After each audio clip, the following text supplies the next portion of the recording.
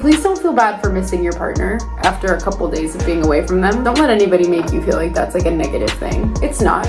On opening weekend, Minecraft obliterated the box office with a staggering $300 million global debut, sending shockwaves through the industry, while Snow White dragged itself to a weak $77 million after weeks of visible struggle, eventually inching toward roughly $157 million domestically and $144 million internationally.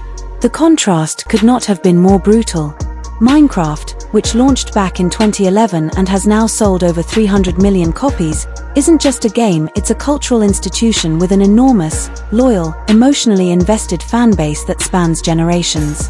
Kids grew up with it, teens built worlds with it, and adults never really let it go. In theory, Snow White should have had that same level of built-in support. It is, after all, the very film that built Disney into the entertainment empire it is today, a billion-dollar intellectual property that should have been treated with extreme care and reverence. A faithful, respectful adaptation alone could have sailed past the billion-dollar mark with ease, which made its underperformance not just disappointing but deeply humiliating. Industry analysts reportedly went quiet in the face of the comparison, while critics online erupted with laughter as the situation turned into a viral spectacle. Reports soon began swirling that Rachel Zegler, blindsided by the disastrous side-by-side numbers, broke down behind the scenes as the reality of the flop set in. She had pitched her version as a bold, feminist reinvention of a classic fairy tale, only to see it utterly steamrolled by a movie inspired by pixelated blocks. What made the situation even more biting was that few people online were genuinely surprised. From the start, critics had questioned the casting, calling it disconnected from the audience the studio claimed it wanted to reach. Meanwhile, many so-called experts completely misread Minecraft, dismissing it as too simple, too childish, too niche to ever function as a real theatrical blockbuster. What they failed to understand was how deeply rooted the game had become in global pop culture over more than a decade of creativity, community, and shared nostalgia. It had history. It had heart. It had millions of people who genuinely cared about it. And perhaps most importantly, it delivered something Snow White did not: pure, uncomplicated fun. Families flooded theaters in massive numbers, teens cheered during screenings, and social media exploded with fan edits, reaction videos, and memes celebrating the unexpected blockbuster. Minecraft transformed into a full-blown cultural moment almost overnight, while Snow White rapidly collapsed into a punchline. Zegler herself only poured gasoline on the fire with a press tour that spiraled into a public relations disaster as soon as she began speaking freely. Clips circulated rapidly of her dismissing the original 1937 animated classic as strange and outdated, calling the prince a stalker, joking that his scenes could be cut entirely, openly mocking the traditional love story, and insisting that standing in a Disney princess dress for long hours entitled her to extra streaming compensation. She openly ridiculed the idea of love stories, rolled her eyes at the fairytale format itself, and proudly announced that the remake had stripped away what she called outdated traditions, a stance that didn't come across as bold or refreshing but instead felt deeply insulting to generations who had grown up cherishing the original magic of Snow White. Fans weren't asking to be educated or corrected on what they were supposed to feel, they simply wanted to be enchanted again. Yet instead of warmth and wonder, Rachel came off like a guest lecturer in a film theory class determined to rewrite cinema history. And through it all, Disney, in its vast corporate silence, said absolutely nothing: no public course correction, no tightened PR strategy, no visible attempt at damage control. They handed her the microphone and walked away from the stage, and the more she spoke, the worse the situation unraveled. Her now infamous comment about deserving to be paid every time the movie was streamed exploded into viral infamy, cementing an image of entitlement that made her seem detached from how fragile her rising stardom truly was.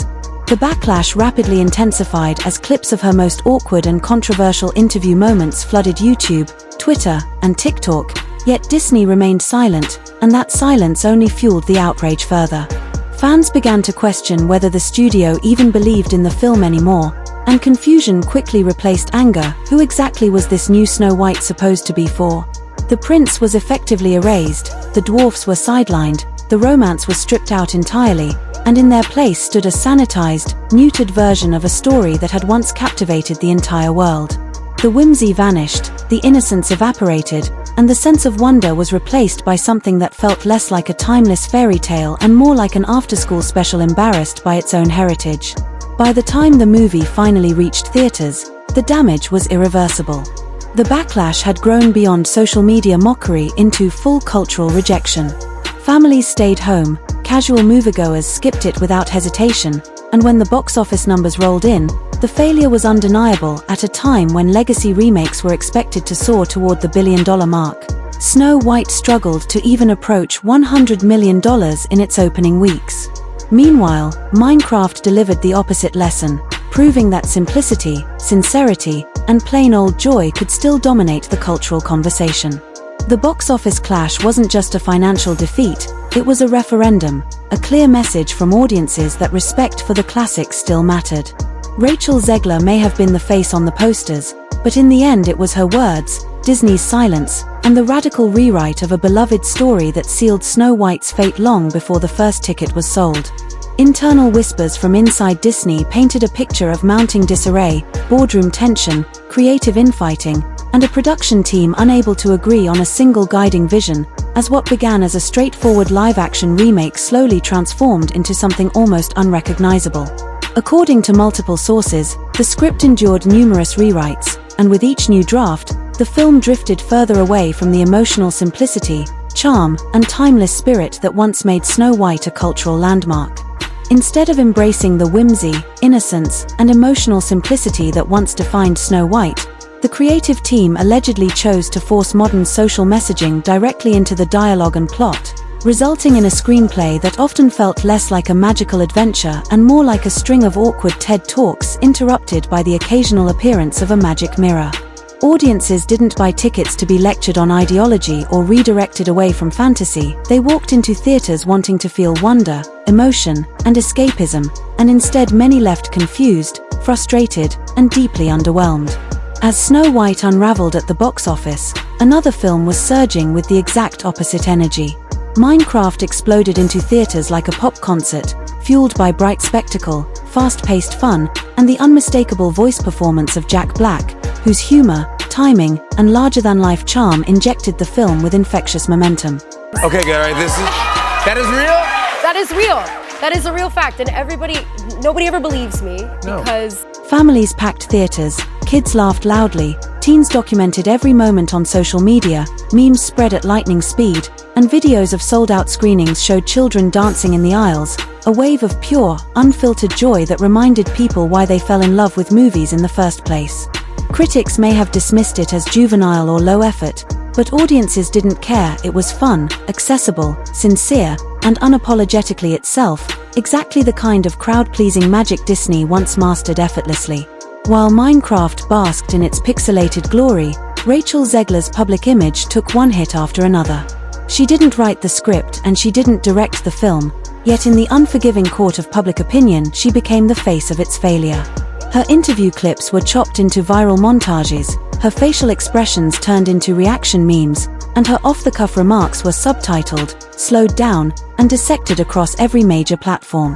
Even viewers who initially tried to stay neutral began to turn as the tone of her comments toward the original film came across as smug, dismissive, and strangely antagonistic toward the very legacy that made the remake possible. Her intention may well have been to champion a more modern, empowered heroine, but the delivery, combined with the timing and the studio's silence, transformed her into the perfect scapegoat. Suddenly, every lingering resentment about Disney's shifting creative priorities had a single visible target, and unfortunately for Rachel, it was her. Adding fuel to the fire was the casting decision itself. The original fairy tale famously describes Snow White as having skin as white as snow, and Disney's choice to cast a Colombian-American actress ignited intense debate across the internet. Supporters praised the decision as inclusive and reflective of modern society, while critics accused the studio of rewriting established lore for the sake of optics. What might have been a unifying step toward broader representation instead became a cultural flashpoint, with comment sections turning into battlegrounds and every article or clip flooded with heated arguments.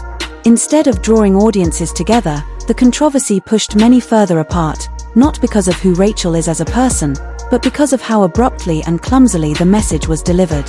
And at the very center of this storm stands Disney itself, a company that once understood its audience instinctively, yet now, after repeated box office disappointments and PR miscalculations, appears increasingly disconnected from both the fans it built and the identity that once made its stories feel timeless.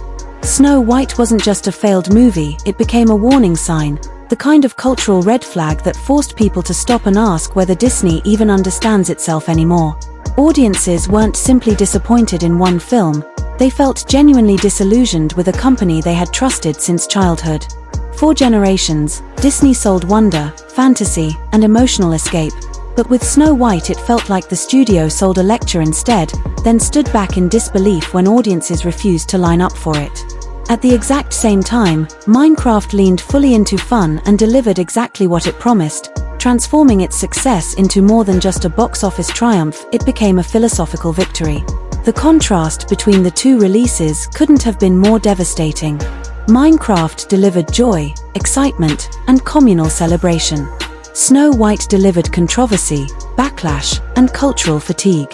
One movie embraced what fans already loved, while the other appeared determined to correct them for loving it in the first place. And while Rachel Zegler may not bear sole responsibility for the outcome, her highly visible role in the media storm cemented her as the unfortunate face of an experiment that went disastrously off course. What remains in the aftermath is a fractured audience, a visibly tarnished legacy, and a sobering reminder to Hollywood that sometimes the formula for a billion-dollar hit isn't reinvention, messaging, or controversy, but simply staying true to the heart of the story and knowing when to step aside and let the magic speak for itself.